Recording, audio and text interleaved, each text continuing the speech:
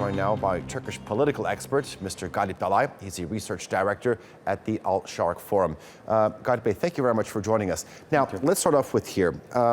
Explain to our viewers, why didn't Davutoglu just resign? Why did he say that he was not renewing or seeking to renew his mandate? Well, he himself explained this. He himself that if there is not unanimity in terms of me leading the party, then he will prefer not to lead the party. So he explained this based on his principle, his approach to the politics. So therefore, instead of, and it's also like we should not forget, this is quite a significant tradition of Turkey's right conservative political circles. In the right and conservative political circles, you don't see that much competition for the leadership. It's always there's more or less a unanimity on a certain name, and then this name is being elected. That was the case for almost all the AK parties. Party conventions and the selection of the leadership, and more or less the Davutoglu both abide by this center-right and conservative parties tradition, but also, as he explained, with his own principle as well too. For the country to have gotten to this point, there must have been some sort of disagreement, either with the party's executive committee or perhaps with the president. Well, sure. Which one was it? Well, I think let's put in the end, the political personalities gains importance or significance by their political action and style and approach. So here, both come from the same tradition, president, prime minister, but we also saw that is not the case like in Russia, like Putin and Medvedev. Both was strong personality, both has their own preference on certain policy issues. And the question is that the Turkish political system is so twisted that the boundaries are not delineated. When there is two strong leaders with different personality, then running the country can become a mess, even though both of them comes from the same political tradition. So here we see that there is some differences of approach and style to the issues, both between the prime minister and the central executive committee, but also with the president as well too.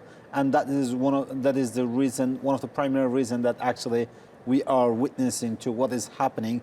And this is happening in a context in which we have a political system that does not have very clear boundaries between the executive and the presidency. And unless and until we address this question, put aside the name of Davutoglu and Erdogan, we will face more or less the same challenge. Okay, I mean, a lot of Turks, I think you would agree, still see President Erdogan as the de facto leader of the AK party, and I think this is a very normal perception amongst the Turks. Well, it is a true perception for a very single reason, because you, without violating the constitution in Turkey, without violating a single rule of the constitution, you can still pull the most of the power if you have a strong social base and if you have strong political connection.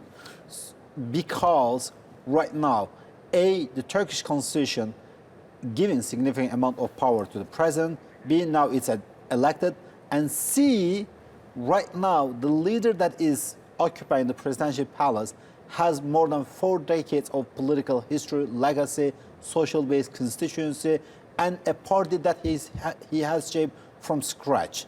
Talking about the constitution, we know that the AK party, as well as President Recep Tayyip Erdogan, are pushing for a new constitution, saying that it's decades old, that Turkey must catch up with the times.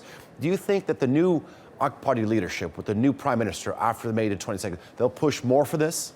Well, that's obvious that they will push for this, because whoever will replace Davutoglu, whoever will be next, will know that one of the primary tasks that is going to be on the table, and one of the primary things that will be expected of him by the party, by the social constituency, and the president himself, will be to push for the new constitution.